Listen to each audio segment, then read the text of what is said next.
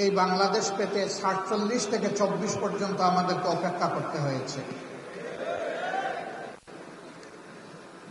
বাংলাদেশকে এই পর্যায়ে আসতে ঢাকা বিশ্ববিদ্যালয়ের মেধাবী ছাত্রনেতা শহীদ আব্দুল মালিক থেকে শুরু করে সর্বশেষ বিপ্লবী শরীফ উসমান হাদি পর্যন্ত অনেককে জীবন দিতে হয়েছে।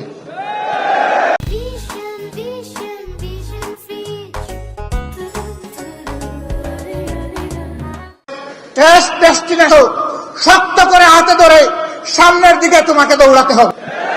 তুমি সেই ছাত্র শিবির।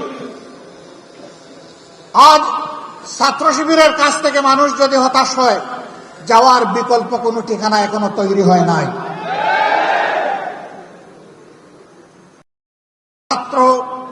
ছাত্রীদের রাস্তার ঠিকানায় পরিণত হয়েছে আল্লাহর অশেষ মেহেরবানিতে। এই সম্মান, এই দায়িত্ব উপলব্ধি করে ছাত্র শিবিরের প্রতিটি কর্মী সমর্থককে নিজেদেরকে গড়তে হবে এবং তার সহপাঠীদেরকে গড়ার জন্য দায়িত্ব নিতে হবে। আমরা দেখতে চাই আর কোন শিক্ষা প্রতিষ্ঠানকে, কোন শিক্ষককে অপদস্থ করা হবে না, বরঞ্চ ছাত্র এবং শিক্ষকের সম্পর্ক হবে পিতা পুত্রের সম্পর্কের মতো। আমরা সেই পরিবেশটাই দেখতে চাই। অতীত দিনগুলোতে অনেক বেদনাদায়ক দৃশ্য আমরা দেখেছি। এই কাজ যারা করেছেন তারা নিন্দিত হয়েছেন।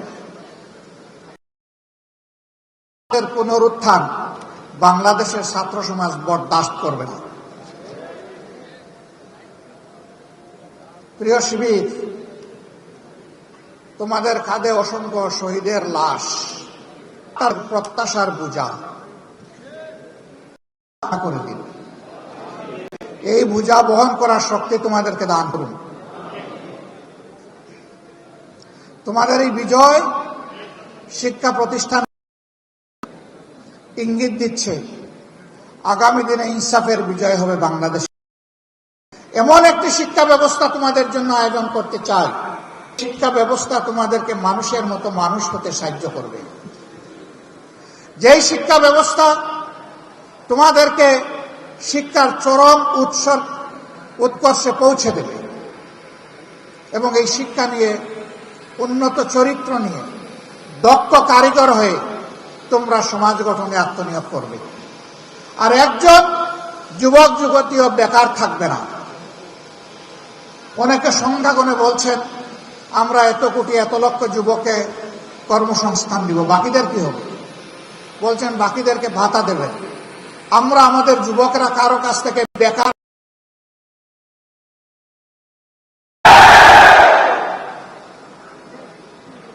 প্রতিটি যুবকের হাতকে দেশ গড়ার কারিগরের হাতে পরিণত করতে চাই। প্রত্যেকটি হাতে কাজ তুলে দিতে চাই, বেকার ভাতা নয়। আমি বলি, ছোট্ট এই জীবনে বিশ্রাম নেওয়ার অবকাশ কোথায়? বিশ্রাম আল্লাহ তাআলা আমাদের কিসমতে কপালে রাখলে ইনশাআল্লাহ পরম প্রশান্তিতে নেব। কিন্তু এটি এই দুনিয়া নয়, এই দুনিয়া বুকের নয়, এই দুনিয়া ত্যাগের। ইনশাআল্লাহ বাংলাদেশ জামাতে ইসলামী সংগঠন সমূহ এবং দেশপ্রেমিক অন্যান্য সংগঠনকে সাথে নিয়ে সেই ইনসাফের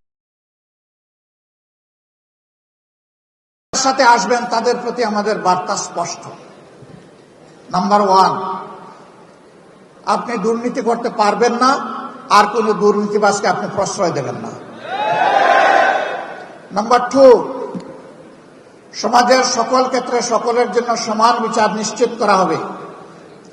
কোন রাজনীতিবিদ বিচারের দিকে তাকাতে পারবেন না, হস্তক্ষেপ করতে পারবেন না। নাম্বার 3, সকল জঞ্জালের কবর রচনা করার জন্য জনগণ যে সংস্কারের দিকে তাকিয়ে আছে, সেই সংস্কারের সমস্ত সুপারিশমালাকে বাস্তবায়ন করার প্রতিশ্রুতি দিতে হবে।